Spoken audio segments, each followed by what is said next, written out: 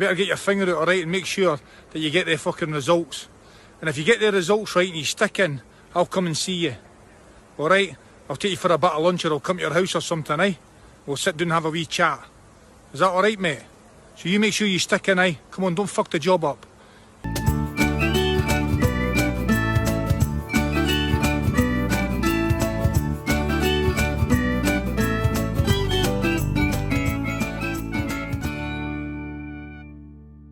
Welcome to Silly Wells. This is a mental health podcast. We discuss things that are a little bit on the heavy side, you know? Things that you probably don't want to bring up at 12 p.m. during lunchtime break. You don't want to be like, hey, I'm feeling the worst. Or maybe you do. Who the fuck are we to judge? You know? Just enjoy yourself. But this show is for everyone. It might not be for you, and that is okay. That is very much okay. We're not gonna sit here and judge you from a distance. One, because we can't. Two, I'm tired. And that's a very difficult thing to do when you're tired. Judging people is hard when you are spent so long judging yourself. Okay? I don't struggle. Okay? Well, fine, Joe. Fine. Anyway, I'm going to keep saying this. We're in season 2, and the show is like nice and it's flowing well. And we appreciate people listening and people showing support for the show in different ways. We have mental health this week, and before that, I just want to say, before people say, you didn't speak about, the obvious thing that happened this week, we're going to speak about it very quickly right here, right now. Fuck you, Elon Musk, you Nazi piece of shit. So, anything else to say before we start mental health this week, Joe? No, this is episode 39. We don't know. Yes, we've stopped saying that recently. Like, what episode we're on? We're on episode 39. We're on our way to 40. I don't think you've ever said what episode we were on. Well, I think we have. I feel like I have a memory of us, because that's why we tried to remember the episode like numbers before, like when we started or like before we started. But recently, we just haven't bothered. Nah, we don't need to. Yeah, we don't need to. Anyway, it's time for mental health this week.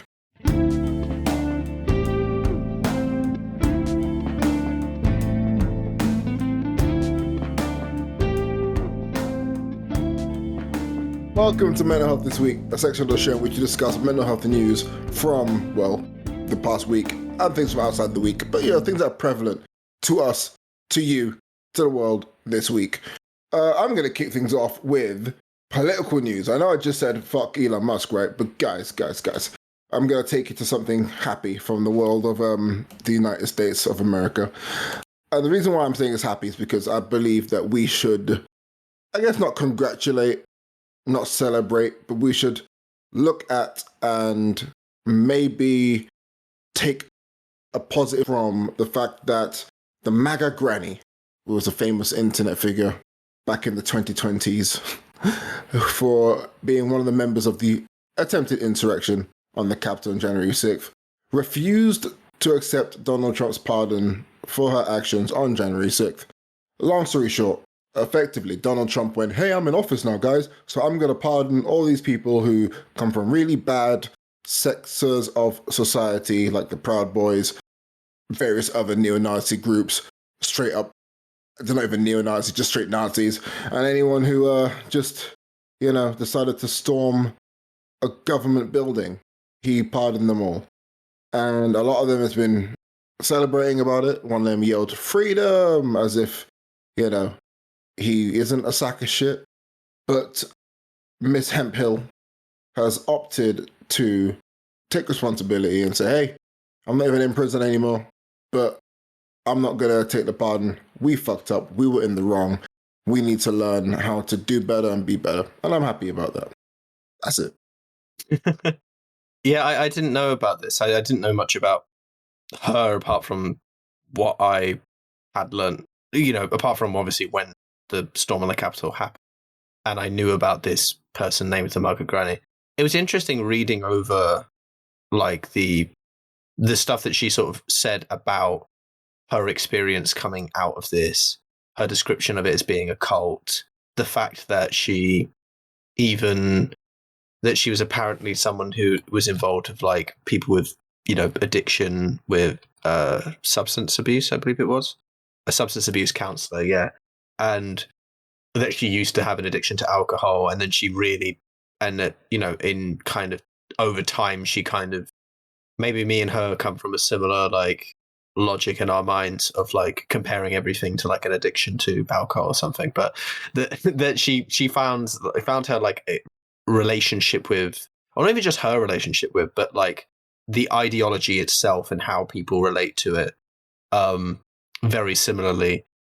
Even speaking about the idea of like, it's just like working with an alcoholic. When you're in denial, you get real upset, to the extent of when like she was bringing facts to discussions with like people who, I don't even know what it's called. Like, what do you call it? Like, just the MAGA cult? Like, I don't know what the like framing is even like of like, I don't even know what you would describe this as a group as being, but Far right cunts. yeah, I guess there's a specificity to a certain extent, but like everyone kind of gets where I'm coming from. It's very like Trumpist ideology and fanaticism, and the idea that like this is to her, like, I think she just kind of recognized the shit she got in, but recognized it in a very, I think to an extent, I believe that there was a wake up call from the fact that, you know, she was injured in the when like people, you know, she got like trampled a little bit and things like that. I shouldn't say a little bit, because that maybe puts it in a kind of minor light, but she got hurt, and it's, I don't know how to, I obviously I described, like, I don't know, I think it was 2 episodes ago, I don't know, about the idea of like forgiveness, or the idea of allowing people to be able to change, and not giving them and giving them the ability to see out a pathway of change. Like in this example, she's already made the effort to say like, hey, we shouldn't be pardoned, essentially. Like, this is not okay, and making that and taking that and being like, no, I'm rejecting the pardon, right? So you can see how she doesn't see it that way. Like, she doesn't see her actions as being like something that she shouldn't face some sort of like punishment for, which is always weird. Actually, I won't go into that. That's way too philosophical. But and I honestly don't know how to describe it best, even that whole top conversation about how we feel about our own punishment and so on.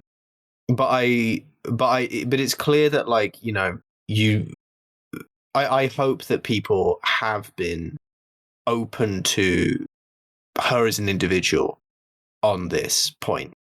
That there hasn't, obviously, I'm sure there are lots of people that are just saying, oh, you know, good for patting yourself on the back. Just don't make it, you know, just don't take the piss out of the person for doing something that is good for her to do, even if we're not trying to say that what she did, that, you know, in the large like scaling of things, it's like, we're not saying that like, oh, she's now a very good person, because we're just saying, hey, she recognizes that she did something wrong, and she feels the need to make that more than just saying, you know, to do that more than just saying like, oh, I'm just going to continue going on as I want to because it's easier, or, you know, it allows me kind of the ability to escape and like responsibility and so on. So I'm glad she's done it, and I'm glad that this is a thing that has voice to it. You know, I'm glad that there's a recognition of it. I'm just hoping the reception, which I'm assuming, because this was, I don't know how recent this was, but I hope that the reception has been and will continue to be positive around it, from obviously everyone who isn't part of like the MAGA ideology, who clearly have been very upset with her for. You told me that you knew about her a bit more before, because she's been like doing things over the years, and I just wasn't aware of it. Yeah. Leading up to it, on social media, she was one of the people posting lots of videos at the time, and her posts were relatively known. And it's one of those things where you look back at it and you go, especially like if you go through the Guardian's article, you know, she pretty much incited, well, she said it's a war, and was very proudly on her way to Washington, D.C. So her footage was also used in her leading up to her arrest and also the arrest of other people. So good old good old self snitching leads the way, and that's how a lot of these guys got caught as well. They snitched on themselves by accident because they thought that they was going to get away with all of this. They thought that they were going to help their one true leader, Donald Trump. And I think the positive aspect I'm taking away from this all is that when it comes to things like brainwashing from a cult-like atmosphere and cult-like background, it is possible to deprogram yourself from this. Case in point, you have like Leah Remini from the Church of Scientology who successfully converted away from it. You have many stories of people from different religious backgrounds who are more hardcore fundamentalists in their viewpoint, pretty much transitioning away from it completely.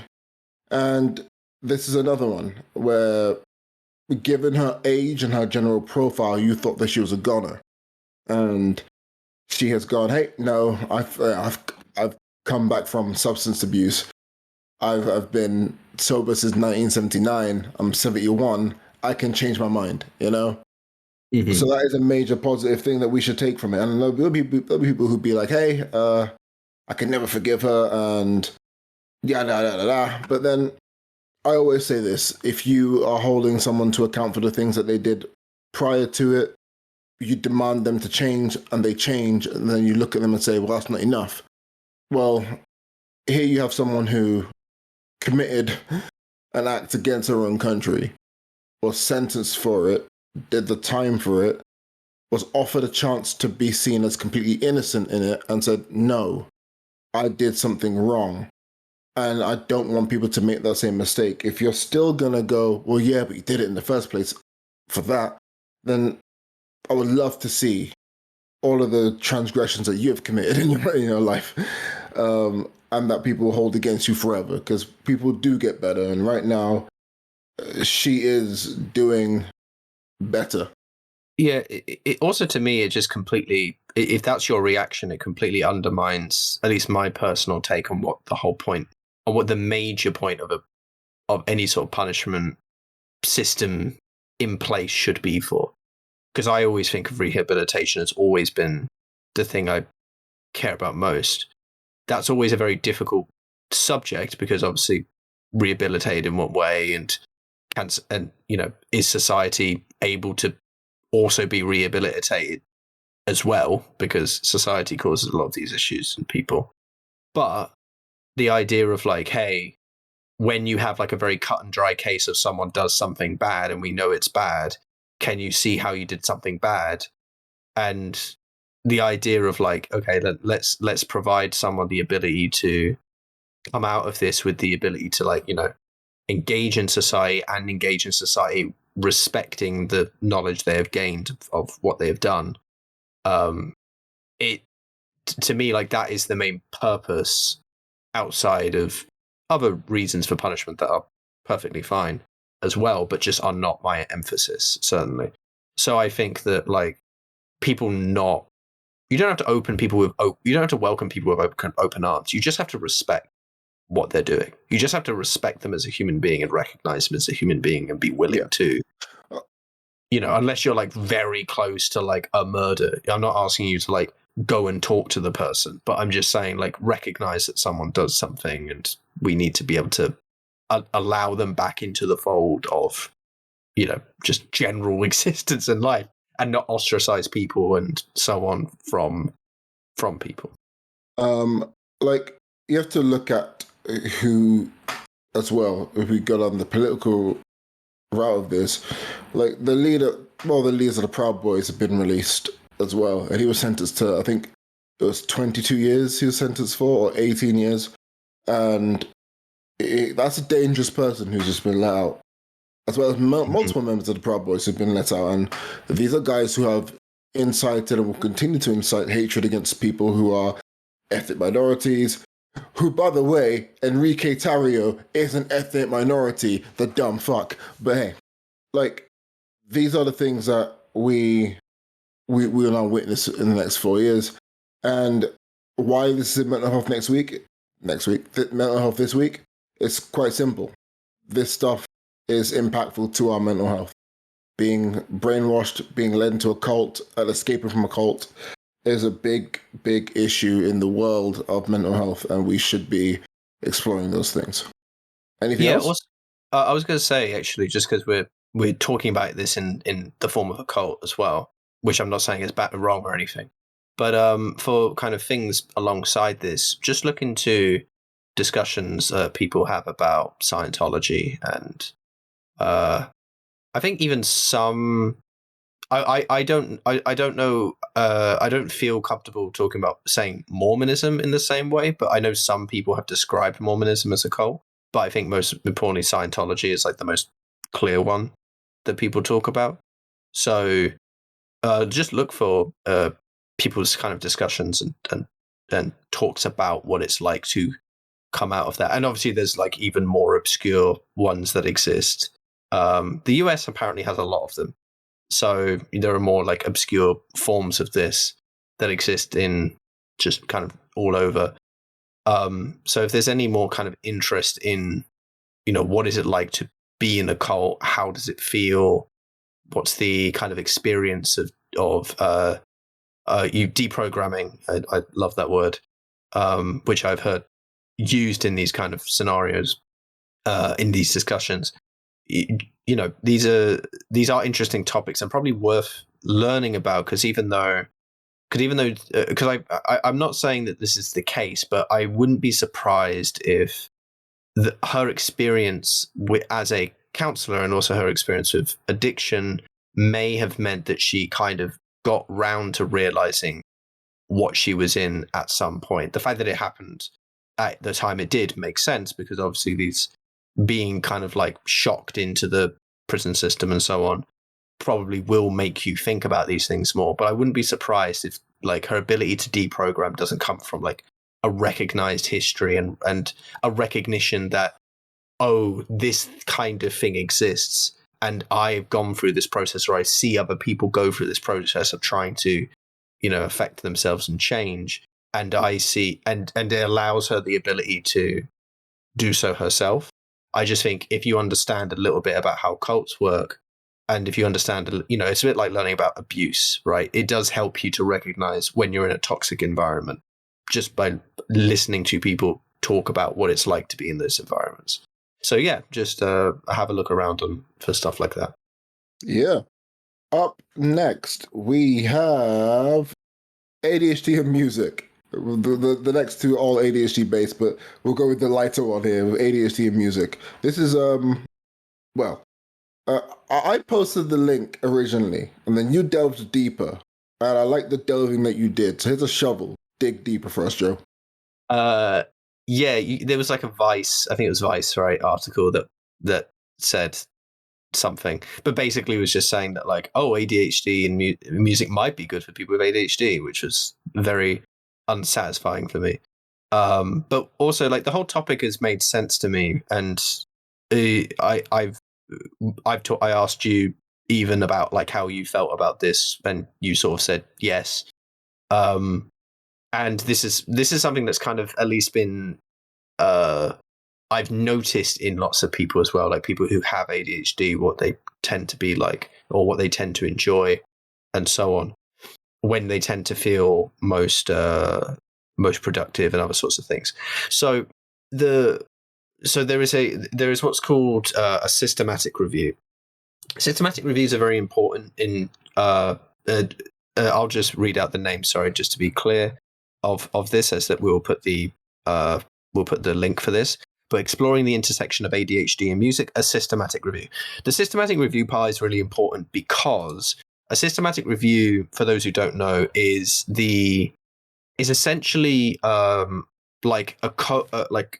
collates a bunch of different. It basically brings together a bunch of different experiments that have been done, and it essentially compares results.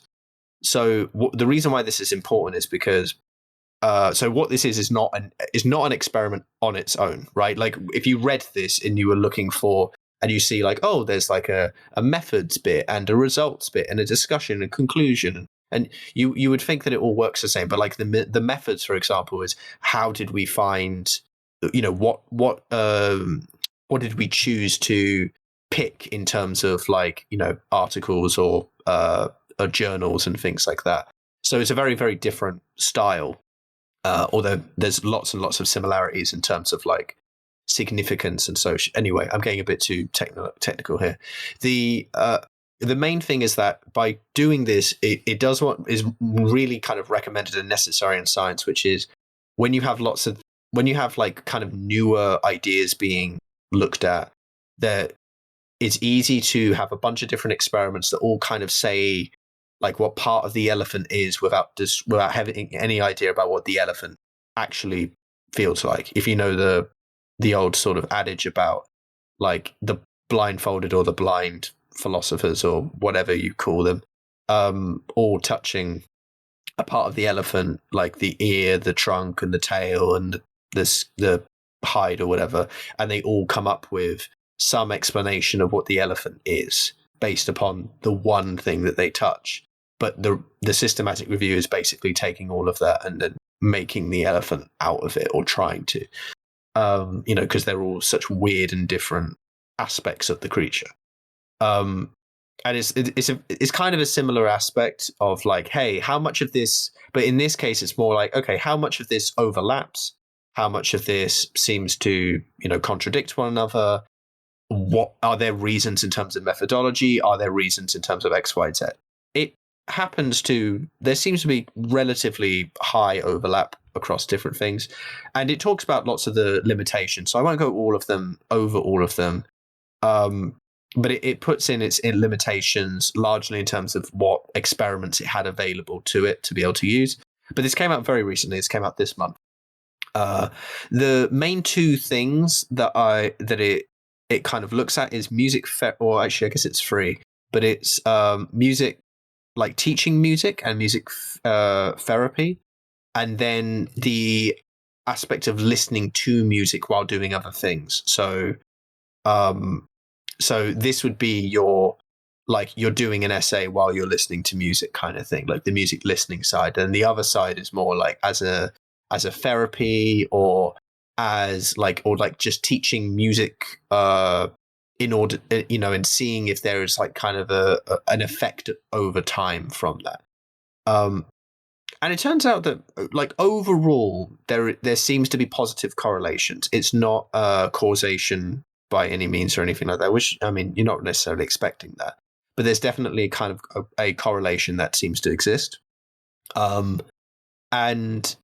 in the positive, very much the idea that like, yes, there is a benefit to kind of doing music theory, or like learning how to play musical instruments or something like that, because ADHD has this association with having like problems with temporal processing, essentially with the idea of like being able to difficulties processing short time intervals and beat tracking. This isn't to say, by the way, that any individual with ADHD, if they don't have like difficulty with this, is somehow like not got ADHD or is like a complete out, like this makes this whole thing wrong. It's just to show, like, as in, like, because obviously if you do have training, then you'll obviously be better than even a normal person, potentially. But the idea is that this difficulty in being able to process time the same way means that you have a difficulty, like, the things that a lot of people associate with ADHD of losing track of time, or of finding it difficult to feel like the need for like stimuli and things like that is a very sort of important, like, because you feel like time, you don't know how much time has passed, and you're like kind of struggling around, and so your brain is like really looking for something to immediately fill the space or something like that. This kind of idea means that these sort of characteristically, there seems to be a benefit to just improving your brain's ability to just do those things, to basically like keep an eye on the world around you sensorily through your temporal processing. So that's one thing. The music listening thing also seems to be quite strong. The idea that there's this idea which is I think it's called like I know arousal's in it, but I can't quite remember the other word for it. I'm just having a look. Baseline arousal. There you go. There's kind of like I can't remember if it's arousal theory or like baseline arousal theory or something like that. But it's basically the idea that with a certain amount of stimulus, there's like a certain amount of stimulus that everyone needs in order to be like at their best. So this is, and the idea of best here is to basically say that your brain is in like a rhythm that's good. Some people need nothing and their brain is in the best position during that. In many cases, some people are very like hypersensitive. So even what we would consider like normal stimuli could be like on the upper end, right? Lots of people with autism tend to be hypersensitive in different ways. So, and people with ADHD can be as well. Obviously there's loads of overlap, but we'll go to that. But there's loads of so the idea, for example, of this baseline arousal is like, hey, as long as you have a certain amount of stimuli going on, that tempo that we were kind of referring to earlier, that temporal processing, that feeling of a tempo kind of keeps you going, keeps you in rhythm, keeps you in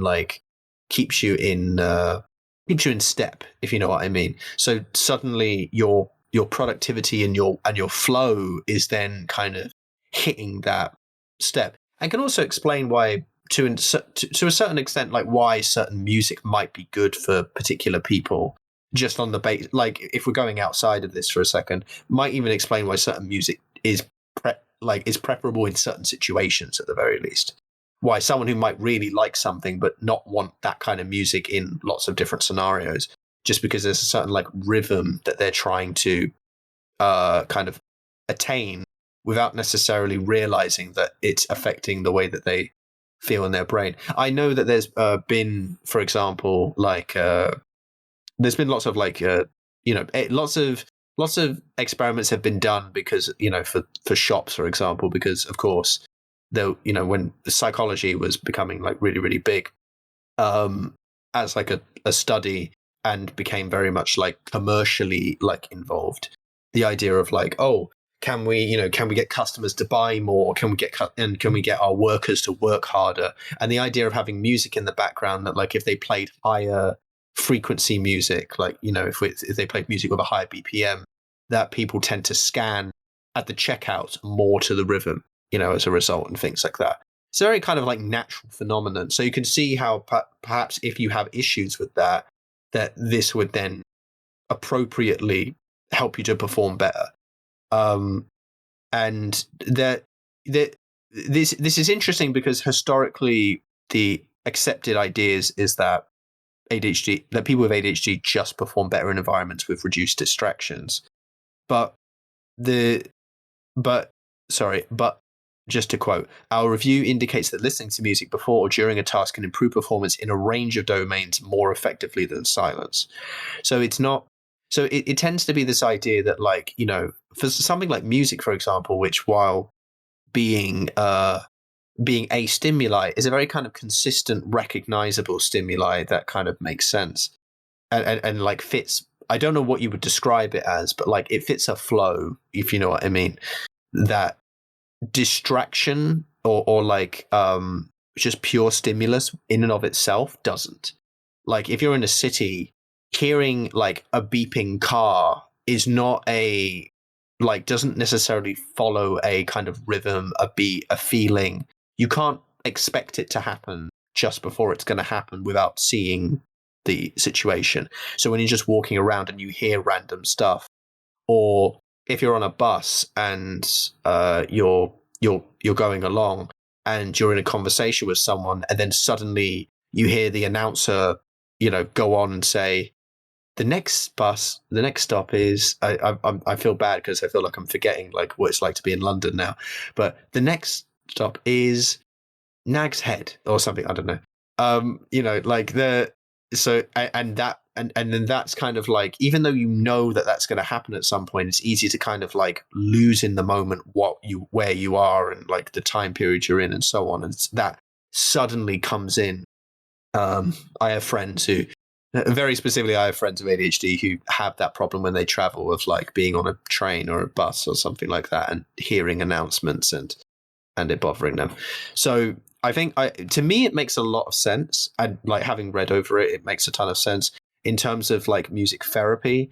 It seems to show significant benefits as well. I would really like to see it because it's a not that there is any like judgment on. I don't have like a hugely strong judgment on like therapies that include like substances. I recognize that there is a lot of good that comes from having substances as a way to like improve things. I think I've had people around me growing up who have felt a bit stronger about that stance, like about a bit more negatively towards substances as a way of helping. And I think that then it makes sense from like a historical perspective. I think now that might be less true. And I think personally, I feel that now with kind of a recognition of of mistakes we've made in the past and so on, that there definitely is like a way in which it can help. But I like the fact that music therapy and just any sort of therapy that does actually show, neurophysiological evidence, like of improving, specific brain regions, enhancing cognitive functions, attention, emotional stability, and also interestingly enough, this was the really interesting thing about the therapy part. The benefits for individuals with ADHD was interesting because in a few, it seems to be that like ADHD, it affects people with ADHD to a degree, and much less so in children that didn't have ADHD. So there actually seems to be kind of this metric where the music therapy is actually sort of filling in for something that perhaps most children don't require, right? So the idea that like actually this is like a very key benefit, even if it did bring benefit to everyone, no one would be necessarily like that shocked if it did help everyone. But the idea that it like almost primarily only helps children without ADHD is quite surprising, right? Not saying that that's the true statement, but like the fact that there is that there are these sort of questions raised is really fascinating. So, but yeah, just the idea that there is a therapy which doesn't require people to have to take substances with potential side effects, and people just generally might feel that they don't want to have anything with substances. Again, I'm not saying that any of these are mutually exclusive anyway, but there are people who prefer just kind of not to do that, or whatever your opinion is, whatever your feeling is. But it's very so I like the fact that I like the fact that I like the positive results of this. I'm not saying that like I've had to be very careful. That it shows a positive result in that direction. And I should also say, not all studies reviewed found statistically significant outcomes. I'm literally quoting it here. So I don't want to give the impression that that is purely the case. This is when we then get into some of the issues with the heterogeneity of these of the experiments being used, which basically means that there aren't enough examples of the same kind of experiment, like the same experiment being used like over and over again in multiple occasions, in order to show like, oh, it's still working in every time you do it, rather than just having like lots of different ones that are a bit different, and then you don't have like a proper point of comparison.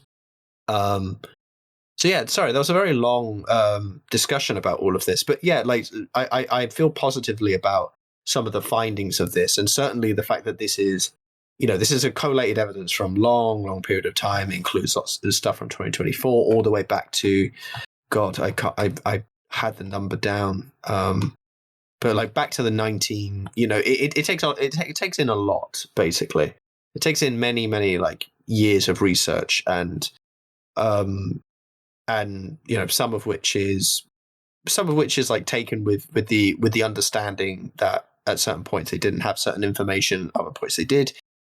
Of course, that's the whole point of a systematic review. But yeah, brilliant to see this being done, and the fact that this is very recent. I hope that this continues, and I really would be interested to see the continuation of this, just because I have personally, anyway, anecdotally noticed a lot of this. Does any of this ring to you, as someone who has an ADHD diagnosis, about does any of what I have said in recognition of this article kind of feel like right to you, or at the very least feel like something that you would go, oh, I can see that or whatever. I don't know. Yeah, you went on for a bit, not gonna lie. So there's Yeah, a I lot did. that Yeah. there's a lot that came out, but there was never a time to stop. You were a freight train. No one could stop you. And I didn't want to stop you. Yeah, a lot of it does. A lot of it does. It's like, it comes down to what things actually relate and what things are to do with ADHD. So, like, music stimulation is a really key thing, especially the types of music it is as well. Like, I don't think it's an ADHD specific thing because I think other people have it, especially people who are neurotypical, in which Mhm. they like a song and they play the song on repeat over and over and over again. I have that quite a lot. I know that you have that and you don't have an ADHD diagnosis. So is it a neurodivergent thing or is it a neurotypical thing? I think it's an anybody thing because I know neurotypical people who do that as well. And the reason why I do it anyway is because I normally fixate on a certain part of a song.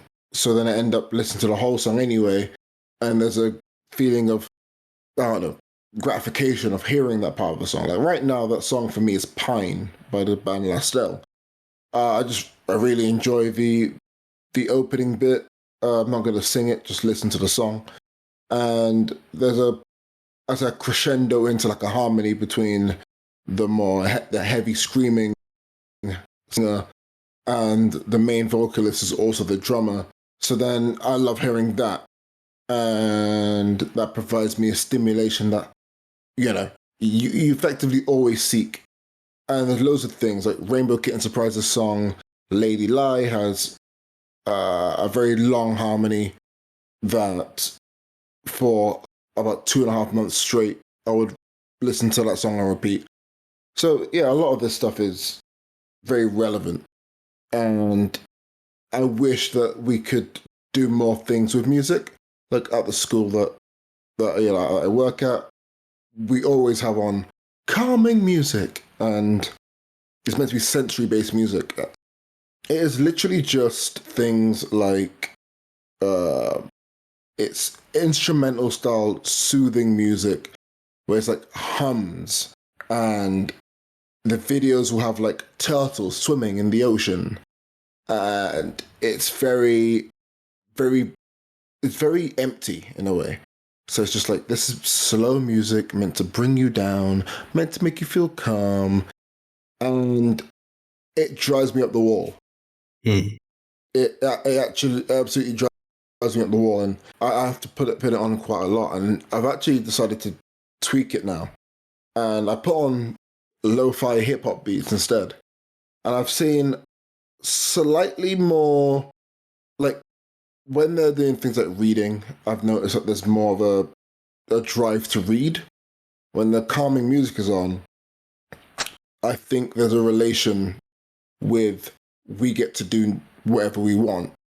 Because normally we go, oh, put on the calming music, let them have some like free time, whatever.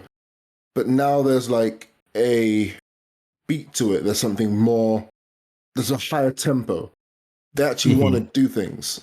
So they want to engage with things. So they want to read, they want to draw. And I've noticed that from other things as well. Like when I'm coaching football, I normally have my little JBL speaker on me. And I treat coaching similar to dancing. So there's like a rhythm to everything you do. And I'm currently using the like mosaic approach to this as well. And to summarize the mosaic approach, it's pretty much the idea that children are the experts of their own lives. Who the fuck are we, like, to tell kids what's best for them? How do you find what's best for them? You ask them. So I've been getting feedback on those methods from the people who we're working with here. And it's like, yeah, they really like the idea of music playing, and they like the fact that my music taste is very varied. So there'll be, there'll be Kendrick Lamar in there. Then there'll be Lastel or In Me. Whether they like it or not, because football has a rhythm tempo to it where a pass will come in, pass, control, touch, pass, control, touch, pass. And there's like a sound. When you hit a ball, there's a sound. So everything sort of loops and connects with their actions. And if things are going well, the music fits in. And it feels like it's orchestrated to perfectly fit in the session that we're doing. If things are disjointed, if things are maybe a little bit scrappy, the music then feels like a distraction because things need to be corrected before we can have that flow. And things like that is important. And I think that the way that we have to move forward with things like music therapy is by doing more of these studies in schools and really, again, using that mosaic approach to figure out whether there's a response to it that is worth us investing money and resources into it. The reality is that this stuff, it seems really cheap outside looking in. It's probably pretty expensive to put together, as individualized therapy is ridiculously hard to come by. So music therapy, how do we tweak that? How do we make that relevant to somebody? How do we make that, like, do we make it a group thing? Do we make it something which, how do people access it? And these are the things that we're going to have to eventually build towards. And I don't know whether we will ever be able to do that now in the next 3 or 4 years, whether it's going to take decades to instill. I'm sure that there's music-based therapy things around now. So I'll probably end up doing some research into that. But to see it become a mainstream thing, that'll be cool to see. I would love to see how it's implemented, you know? Yeah. This obviously isn't like this isn't like in specific to ADHD, but having spoken about the shops already, like I worked at a place where we had no music. When I worked at Audi, there's no background music there. It was a small shop and it didn't have a sound system in the shop. It just didn't. So there was no music. And I don't think Audi generally does have music anyway. Where I work now does have music, and there is a very qualitative difference between how I feel at work on average versus, and what it can provide. It can also be obviously annoying when they just play Christmas music over and over again. But in terms of the feeling of, like, when the music hits, like that, when it hits, like, it hit good. Like it does. And it makes such a big difference to the just my own personal experience. So I think just the idea of background music in all forms of, in whether it be in like teaching even or things like that. And the idea of like passive listening can still be good, even outside, like whether in therapy or outside of therapy. I think to me, I just can't imagine a world in which it's not helpful. I guess the only thing is determining, like you kind of said, for like distinctions between individuals and, how do you do it in like a class setting, for example? What do you go for? Like, or what would be the, not so much what you go for, because obviously you do it. But what I mean is, like, if this started to become like a thing, what would be like the curriculum, if you will, of music that you can play, and like when you should use it, for what kind of activities should you put a certain kind of track on or something like that. It's interesting though. It is. I think it's an interesting area, no matter what. I'd speak to something very primal about humans in general, if we want to go a bit spiritual about it. Like, I think that there's a lot to be gained from further research into this stuff. I think there definitely is. It'll be interesting to see what the conclusions that we get. Are we now good to move on to the final thing? Yeah. Cool. So we'll stick with the topic of ADHD, and we're speaking about mortality rates, because I'm going to die. The general conclusion from multiple studies that have been collected together is that the life expectancy of people with ADHD, adults specifically, is, well, about, what was the exact figure here? I'm very scared to say it, just in case I'm getting it wrong here. It was, I believe that let me just actually pick out the thing, because I was on a different bit. It was 6.78 years less in males and 8.64 years less in females. Okay. So this study effectively is, personally looking at it, it's a very scary study to look at the headline of it. If you're someone who is diagnosed ADHD, especially as an adult, you might think to yourself, well, I guess I'm dying fairly young. And I had that same thing as well. I still kind of do. I can definitely see why it can trigger an emotional response from people. The general idea of it is, however, not to do with the fact that, hey, you have ADHD, you're going to die because you're dopey and you're fucking clumsy and you're stupid. No, it's more along the lines of the fact that people with ADHD tend to not get the same amount of support that a neurotypical person would get with any natural condition that they will have or go through in their lives, as well as the fact that there's unmet and very modifiable life circumstances that they really, really, really haven't addressed. So, for example, we spoke about stimulation and the need of stimulation. Well, it comes down to things like this. Someone with ADHD, they'll have certain desires and certain necessities that they'll need to fulfill in order to feel well within themselves. If they can't seek it through safe methods, they'll take risks in order to seek it in other ways. For example, be it things like drugs, legal/illegal drugs, be it things to do with sexual desires and things like that as well, be it legally, be it illegally. And by that, I mean like paying for sex and things like that. Or things along the lines of thrill seeking. So, all of the above for that stuff. It could be just doing dangerous stunts. It could then just be not really paying attention to your own body and your own well-being as well. And the study has come to that conclusion, and it is a scary thing to read. However, this has actually been, I would say, somewhat thoroughly researched, but it highlights more the need to support people with ADHD, especially adults with ADHD, rather than the need to go, oh my goodness, they're lost causes, they're all gonna die. So yeah, I don't know what you like to add to that. I'd say also, just for anyone who is in any way thinking that this is just to kind of clarify all of this. I mean, this is one in the UK. This is a study of the UK. This is also very recent. The 6.78 years for men. I think the average lifespan is about 80 years or late 70s. So that's almost a 10% decrease in lifespan. It's probably about 9% or something like that. I'm not doing the maths. I don't need to. 8.64 years for women, which is actually over 10% of their lifespan drop. That's actually quite significant. At least I was saying this to Alex, that like the fact that, you know, women do live longer, but it's not a proportional amount. It's quite a lot more of an effect for well, I'll say females in this case, but that, you know, the lifespan is normally, you know, is not that distinction, not that big a distinction in the UK. Like, yes, women do tend to live longer, but we're looking at 4 years or even less than 4 years on average. And yet there's like a 2-year difference in the reduction of your lifespan if you have ADHD, if you're diagnosed with ADHD over not.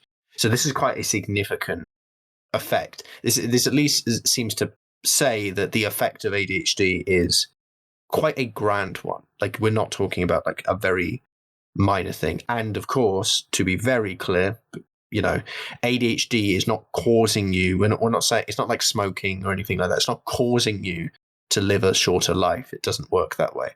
We're saying that having ADHD in our society produces scenarios in which you end up having a shorter lifespan because of many of the things that Alex has already described. So it's kind of like saying like poverty. Like, not having money doesn't kill you. Like, that's not a thing. But not having money means that there's lots of things that then come from it, right? It's not the lack of money itself that does anything, because in a society where that doesn't matter, then it doesn't matter. Obviously, the fact that money we've given it a value and we've created this system around it means that poverty then is a thing. You know, it wouldn't exist in a society that didn't have that kind of problem. So it's in a very similar way, just to kind of clear up where this is not like, oh, people with ADHD, they have a problem with their brain and their brains are killing them or something. No, it's not like that. It's very much like the overlap between an individual with ADHD and growing up with ADHD, developing with ADHD, living their life with ADHD, growing old with ADHD, and the society in which they live in. And again, we're talking about, this is in the UK. this is in the UK. So at least for me and Alex, this is this is to us like this is a, this is like, a situation where we know, like, when we're talking about this, that we understand our society that we live in. And so when we're kind of thinking about this, we're thinking about our world. We're not just like, it's sometimes when we talk about like US studies and things like that, it's quite easy to like assume it's exactly the same, but then obviously there are like lots of differences. The fact that like we in kind this of case, it's like sorry, interesting. I'll say in this case, like this has been like cross-reference of other studies across different countries. However, again, this UK study is I'll say it's quite landmark in how it's been done. Mm-hmm. I think it goes without saying, we've been very like study heavy in this episode. It goes without like saying that listening to this doesn't change you, for example. So if you felt like you were good, you probably are good. You stay good. What I think this is now representing, what these studies are all showing, though, is that there's a need for support, and that there is a dearth of services in terms of ADHD support. If you wanted to get support of ADHD, you're on a wait list to even be diagnosed. So the waiting list to get support is staggeringly bad. It's to be honest, it's pretty appalling. And we've had multiple governments in charge, both Conservative, both Labour, who has failed to really do anything effectively to support people with ADHD, especially adults with late diagnosis. This is an indictment of the failures of our health system, rather than a failure of you personally with ADHD.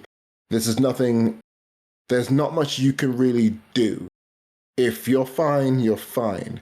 But what we're looking at and what this study is showing us is that people with conditions in which they are compulsive in their actions, in which they have a lack of, I guess, self-control, and they're very impulsive in the things that they do, they'll get themselves into misadventure, if you will.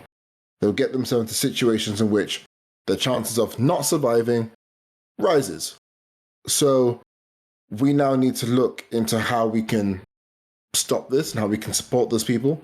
And I think I hope that this is a study that's also used in the current fight to make and decriminalize pretty much all drugs. I'm a very strong proponent of that. I think that, I think our country's going backwards, the fact that we haven't legalized cannabis yet. I think that we're going backwards, the fact that we still arrest people for things like possession. I think that is a dangerous thing. I think that we should stop doing this. I think that we should stop ruining lives over this stuff. I think that we should be looking to support and help recovery and help form a recovery plan for people rather than criminalize them and throw them all away. I'm hoping that these studies are then used as a reference point, as a way to help build a bridge to a better overall life, a better quality of life healthcare service. But I highly doubt it will be. I think that people are going to look at these studies and go, okay. And we're not going to see much more about it. But it's there. If you want to read through it yourself, you definitely can. If you want to have a study through, if you have any thoughts on it as well, it'll be good to hear what people think about this stuff, especially. I just, the cynic in me is slowly creeping out. Not about the study itself, but about the effects the study is actually going to have. We all hope it will have a big impact. And on a positive note, I suppose it is things like this it is studies like these that will bring about the kind of impetus for lots of change, or the impetus for certain groups to make greater demands or big demands around these issues. So I very much agree, especially as this is quite landmark in the way that this study has done this, that I hope it spreads as like that there is this examination will happen elsewhere. And I hope in order to kind of like compare, like to show that this is regardless of society, even that these have impacts, or I should say that like in societies are very similar, that these will have impacts. And yeah, I definitely could see this becoming something, but yeah, the cynicism is obviously you see something like this, and then very little kind of there's very little like progress from this point.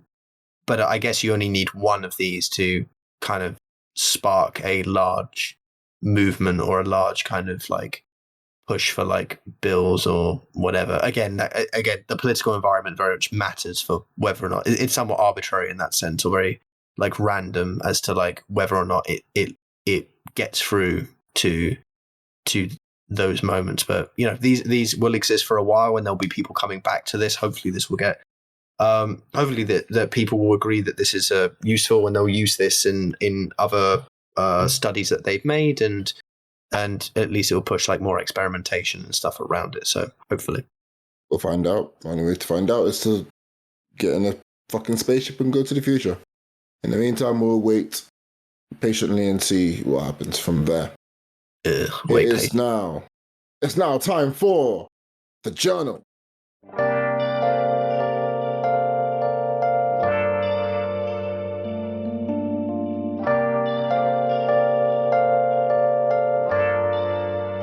This is Old School Silly Wales, where we discuss our lives. So if you're just here for the mental health this week, you're like, I don't give a fuck what these motherfuckers say, you can leave now, man. It's all good. We'll take the hit on the YouTube analytics. It's all good. My heart can only break once, and it's already broken. So, Jesus Christ. You want to go first then? I don't know if I do, but I feel like that. Who's got the saddest thing, you or me? I think it's you. Possibly, yeah. Yeah, you go. Okay. I think I titled it more, maybe like I titled it dramatically because I wanted to, but I have had a pretty shitty last few days, and it's really kind of brought into focus like this the kind of up and down, the roller coaster that exists. If you asked me at the beginning of this week what I thought this week would be like, I would have been very positive and optimistic about it. The first few days were great. And even on Thursday, which is on Friday, when this when the shit started going down, I would have gone to sleep Thursday evening feeling fine.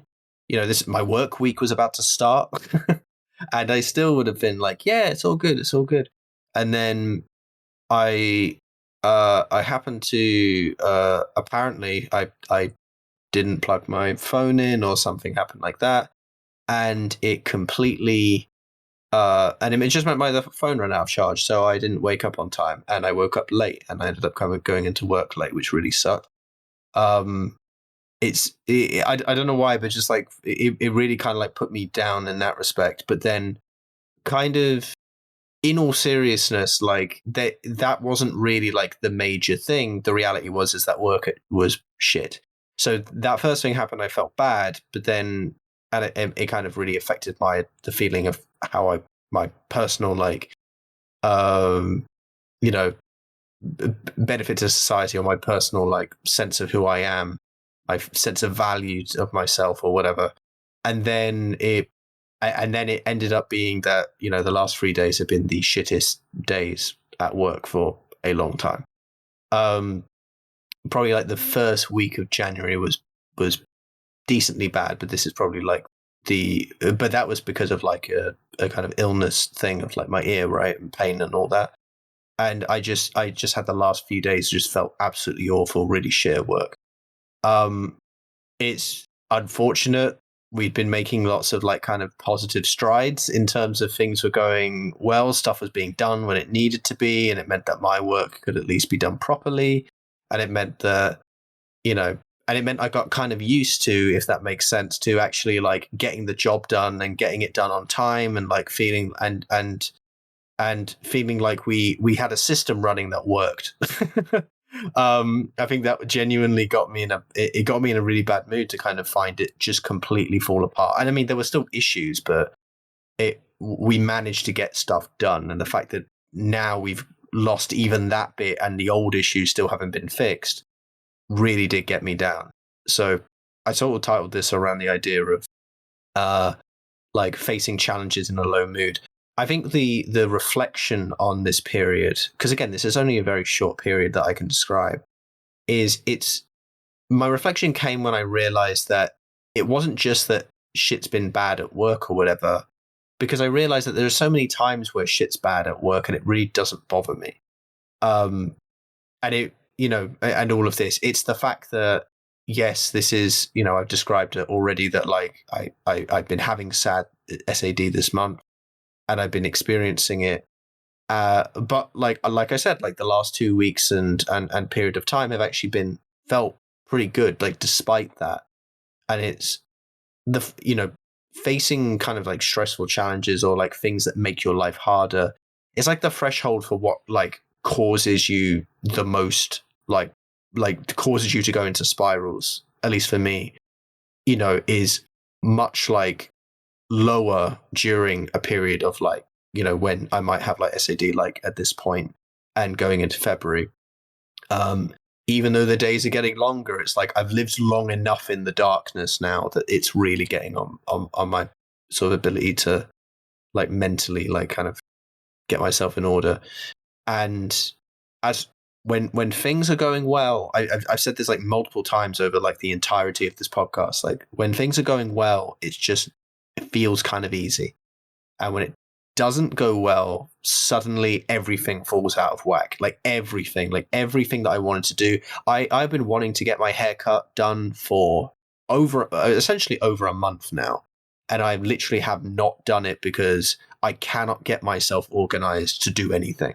I cannot get myself like set up for that. And when things are going well at work, I at least think to myself, okay, well, I'm just getting by like with this. The SAD is like not completely fucking me up. The SAD isn't like taking me out, for good in the way that it has recently, where I've been avoidant and so on. And now, but like, and it's like, okay, I can afford not to get my hair cut for a little bit. It's okay. I don't mind too much, whatever. But I can see why in previous years in my life, why it became so difficult, because when I didn't have certain things to rely on and when I didn't have the senses I do now, or like the experiences I have now, or the behaviors that I'm trying to keep to. And when I was doing things that also helped me, like that also helped in making me feel even worse, even though it felt in the moment like it was doing something good for me and so on, that all of these things just amount to the fact that suddenly, these difficult moments become the perfect, like, cesspools, if you will, for the kind of negative, self-destructive behavior that I have partaken in and that many people do. So it's not like so that's been my like kind of me trying to work through this and kind of philosophize about this a little bit or whatever, or like analyze this. This will lead into the recommendations later. But it's been like very. It's been a lot of like kind of just me stuck in my head like so much, and within such a small period of time that it's actually shocking that it's only been as like it's technically been like less than 3 days of time, and to me that's actually phenomenal. Like that it's technically less than 3 days of less than 72 hours, I guess would be the right way of saying it, since it began, because it feels like it's been a week.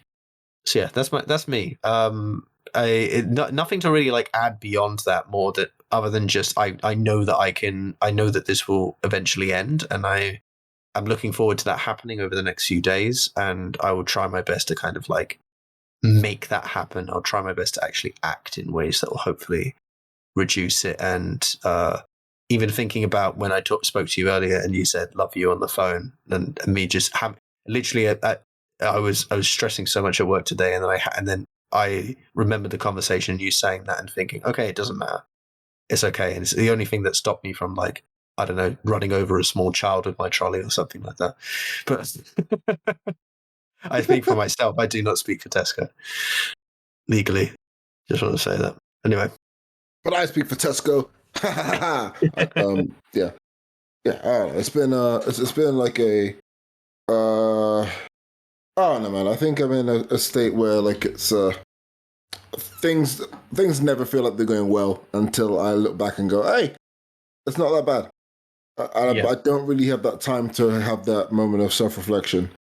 Everything is it's effectively like I'm in the corner of a boxing ring and life is just a really good boxer continuously throwing punches. I'm just slipping and ducking every single punch. But I'm well aware that eventually one of them shots is going to connect and hit. That is how, that's also how sparring went as well. Funny enough. And it's like, I say that while also acknowledging the fact that's the best I've ever looked or performed in sparring. It was this past Friday, just Friday gone. And we're recording this on Sunday night, and we're doing a very late episode, by the way. It's the latest we've ever recorded episode. It's 11:15. And neither of us has work tomorrow, but I'm still remembering Muay Thai on Friday, in which I felt good, and I think I looked good, and I actually like felt like I was getting good at this shit.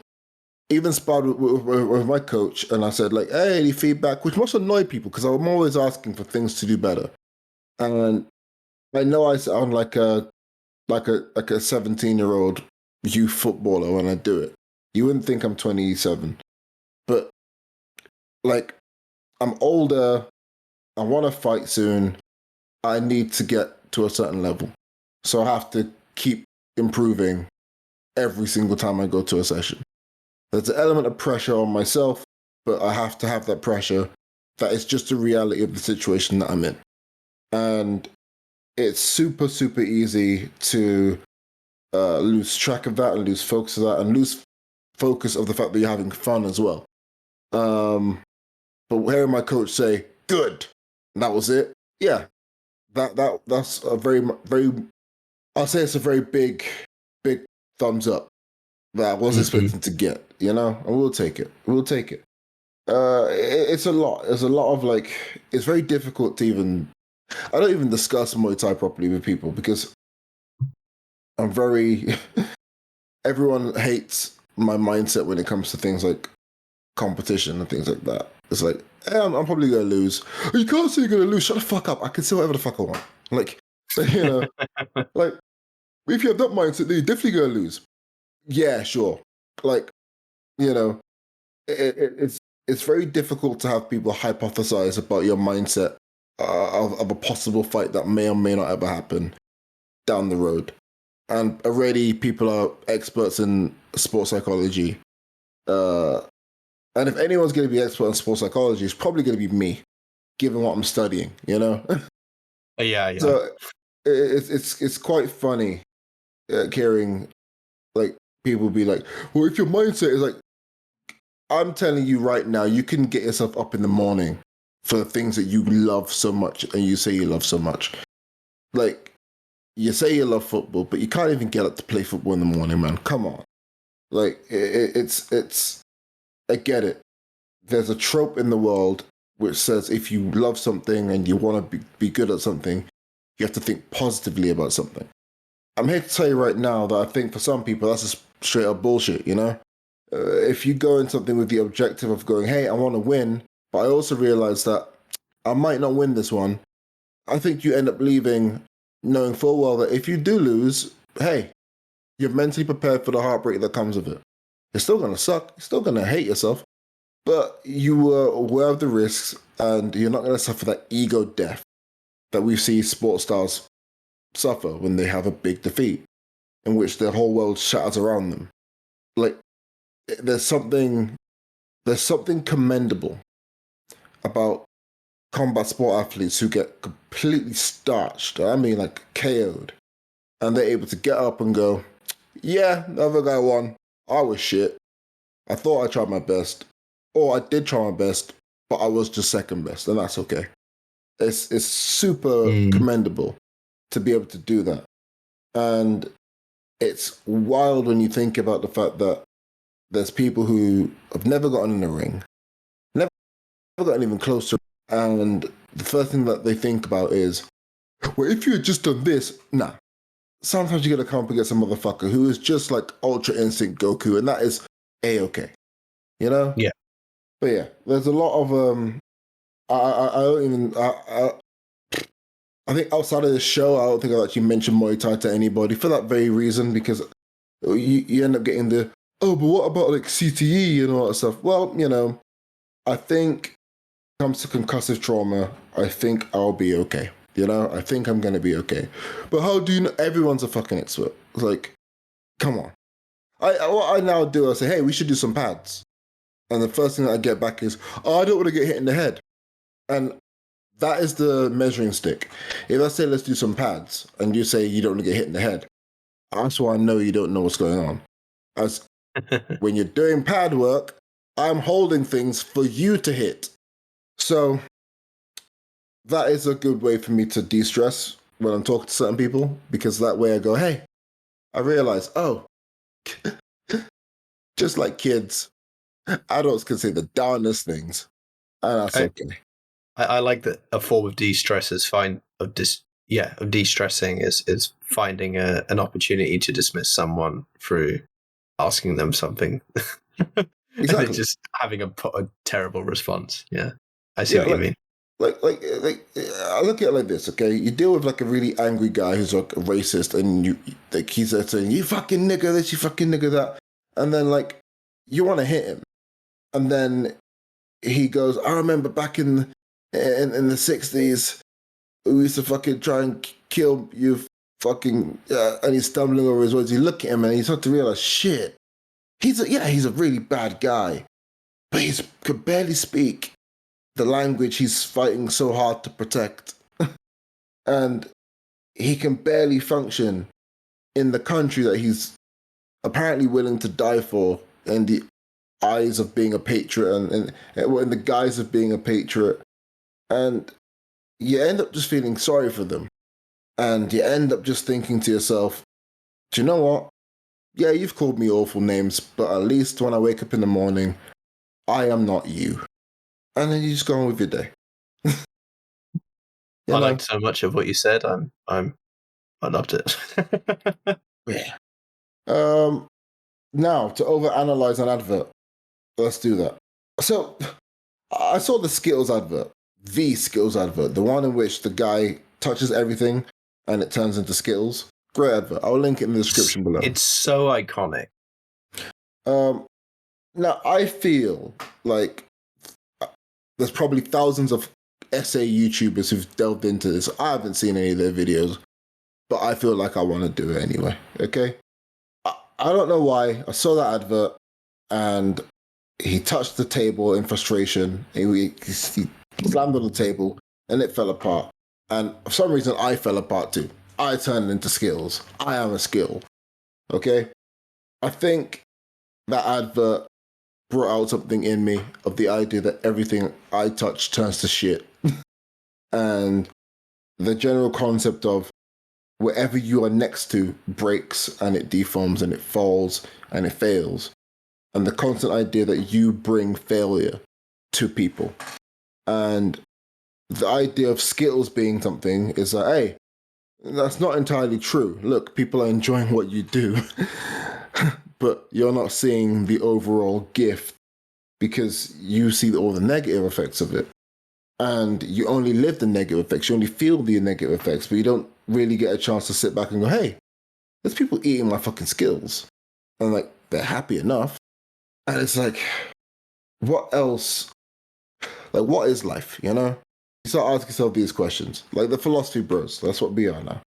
You start asking yourself the questions of, hey, you know, how bad is life really?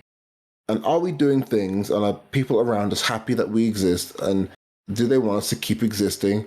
And you start to think to yourself, yeah, do you know what? People smile when I walk into a room. People are happy, you know? People, when you do something nice for somebody, people are really reciprocative. You give you a hug. You're not a total failure, you know? You're not. But then reality hit me and I realized this is just a fucking Skittles advert. And it's just capitalist adverts that work and make you feel something. So kudos to Skittles. Because one, top tier, S tier level sweet, by the way. Like, we're talking S tier level Skittles. If we're going to have to do like a tier list for that, Skittles number one. The best. So, good. I genuinely can't remember the last time I had a Skittle. It kind of saddens me to think about this, actually. I genuinely don't remember. The system, Joe. That's the way out of the system, it's Skittles. Yeah. Become you the work Skittle in man. a supermarket. You work in a very big supermarket. You can have Skittles. Yeah, I actually don't know if there's anything in them that I would choose not to have, but I guess I could make them as what do you call it? I guess I could choose to ignore that for a second. But yeah, I'm just thinking about that whole ad, and I think one of the reasons why it's so good is just how unlike an ad it is, because it doesn't even necessarily seem to indicate like a kind of positive association with the product. You know what I mean? Like just the idea of like this Midas touched man, like unable to touch anything without like it turning into Skittles in his hands, and it's like, wow. And then that's it. That's literally the whole concept of it. And I love the idea of I just love the idea that you brought up about the idea of like kind of things seeming to break apart in your hands, but there being kind of like positive aspects to what you do because people want to eat the Skittles you make. But yeah, as you spoke about with like the with like, you know, when you say good things to each other and things like that. Like I think the memories of like positive affirmation, or the memories of love, and the memories of that you can keep around of people, like it's really like the biggest thing I've been working on since we started this podcast. I think is trying to keep in my head like a list of things that is associated with me that other people have given. And like I think I have a pretty strong one with my mum now, for example. And I think I think about like me and my brother's interactions with each other a lot when I'm trying to remember how he is. I try to think of my niece a lot. My two nieces now, like a lot when I think about this as well.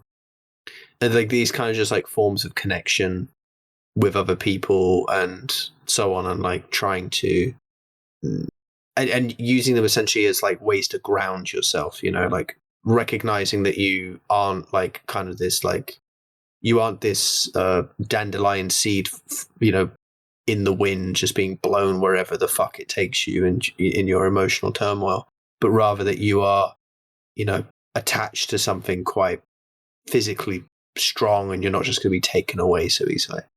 Yeah. Speaking of fucking philosophy, oh, shall we recommend each other? Yeah, it's time for recommendation station. Who's on the who's first on the run sheet? I think it's you. Yeah, it also fits with our philosophical the sort of musings we've been having. So yeah, for the last few days, what's actually helped me come out of it a lot, and what gave me the boost today, even though fucking today was also bad. It's very bad, very busy. I have been listening / watching. There is a podcast that I could have been listening to rather than watching on YouTube, but you know, I watched all the YouTube stuff before kind of recognizing that. Alex O'Connor, I think I've referenced him before. On YouTube, he would be called Alex O'Connor. Anyone that's ever listened to a guy called Cosmic Skeptic, it's the same person. Alex J. O'Connor is his full name, but I think he's Alex O'Connor on YouTube. And essentially just a philosophy guy, pretty much. Like it goes beyond that to a certain extent. He's had like his podcast Within Reason is the major kind of like thing he does like regularly. Even though you can listen to it as a podcast, I do recommend watching it as a YouTube thing as well, because certainly now, like, this set is nice. There's a lot of work that goes into the editing of it, in just like the cuts back and forth between the two people, and the environment is very nice to look at. And I think most importantly of all, like, I find that because it's very easy for me to say, watch someone talk about philosophy or whatever, and immediately people go, oh no, because we all have experienced like the shitty creators, I think, like that.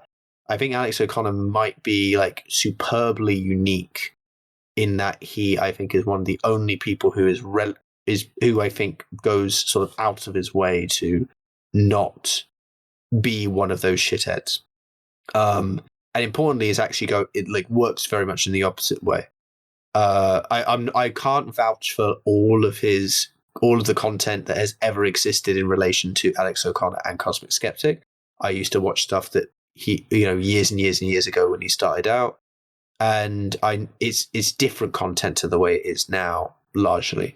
So yeah, there's some differences, but I think like nowadays, like especially if you go onto Within Reason, it's very good. Rainn Wilson, who I think is Dwight from The Office. I didn't really know about I've never watched The American Office, so I'm not like, I don't really know much about it, but I recognize the old picture and the thumbnail on the YouTube video. Rainn Wilson, he has a episode with Rainn Wilson. I think it's the 90th episode, or no, maybe not 90th. I thought it was 90th.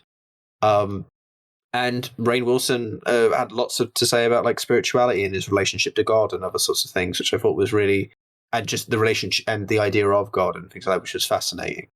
I should add to all of this that I personally find incredible benefit and enjoyment out of philosophical musing. I think there's probably a calling that I've missed somewhere in there, but on top of that, I am someone who I tend to find that like looking at the bigger picture of these topics, kind of the overview effect, as Neil deGrasse Tyson put it in a Within Reason episode that he was on, the overview effect of like, going out into space, seeing Earth and all of this sort of stuff. When you kind of bring out the bigger picture, it does help you, at least in my mind, talk about these things really helps me to kind of like really not be so bothered by like kind of the little feelings and that I'm having that bother me the most, when I get to kind of both think about something that I find intellectually stimulating, but at the same time sort of problems and ideas and concepts that actually allow me to like kind of broaden perspective and think about things in unique ways, and also unravels reality in a way that I find quite like manifestly enjoyable. And yeah, I think no matter who you are, I think you can enjoy the content, even if it's just specific episodes. So I'd really recommend the Within Reason podcast / Alex O'Connor. I would particularly recommend also his episodes, the 2 episodes he's done with Unsolicited Advice, who is another philosophy YouTuber who I also really like. He reminds me a little bit of my cousin, just in kind of his mannerisms. But otherwise, he's I find him to be really good, and I like his content as well. So, but yeah, there's 2 episodes that he has been on the Within Reason podcast about. I think the first one's about nihilism, which was actually much more fascinating than I expected. And then the other one was like questions atheists can't answer, which was actually a really interesting whole thing. That's quite dry and very philosophically heavy, so I wouldn't be like shocked if people wouldn't like those episodes. But like, you can go to less like really specific philosophy, like kind of rabbit holes if you want to with other ones. I think the Rainn Wilson one, for example, would be a very, really good one if you're starting out and just kind of interested in what it looks like. So yeah. Yeah, I think I've actually listened to an episode before. I need to actually get back into it. Or just give another listen a try. I can't speak English today. Give another episode a try. Yeah, I just pick and choose which episodes I like. I think I might go through and actually listen to everything, but I honestly think that's perfectly fine because the podcast is designed that way. Yeah. All right, my one is the Ultimate Self-Defense Championship. There's already been a season 1. Pretty much what it is they have mixed martial artists or self-defense practitioners from all around the world converge in Sydney, Australia, to partake in different challenges in the realm of self-defense. For example, you're on a bus and someone tries to attack you. How do you respond to that? You're in a bar and your mate is a bit on the crazy side, he's drunk, he's attacking people, how do you respond to that in the realm of self-defense? You're being chased by like 5 guys trying to kill you, how do you hide? And things like that. It's a really fun concept of a show. Season 1 was really good. Season 2 has come out and has already finished as well. So you have a lot to binge watch if you want to. It is really fun. They incorporate pretty well-known YouTubers as well. So Jeff Chan, if you know his like YouTube channel, he's known for sparring with people. He's former mixed martial arts fighter with one championship. Jesse Enkamp, who is a pretty well-known YouTuber in terms of things like karate and things like that. Last season had Sensei Seth, Icy Mike, guys like that. It's fun. It's really fun. So enjoy it. If you care about combat sports or care about self-defense, and you care about wanting to learn about this stuff as well. As all these guys have different backgrounds as well. There's a Shaolin monk. There's also a normal, regular truck driver called Craig, who's there. And he's there literally to show, hey, normal people can do this stuff as well. And how does he compare to elite level trained athletes or practitioners of certain combat sports and things like that? So yeah, that's that. Cool. With that, we're going to take 2 steps to the rear and get out of here. No way, this episode's nearly 2 hours long. What the fuck? Jesus Christ. No, it's rounded up, don't worry. That'd be. We're in the wind. See ya. Happy Year of the Snake. In a few days.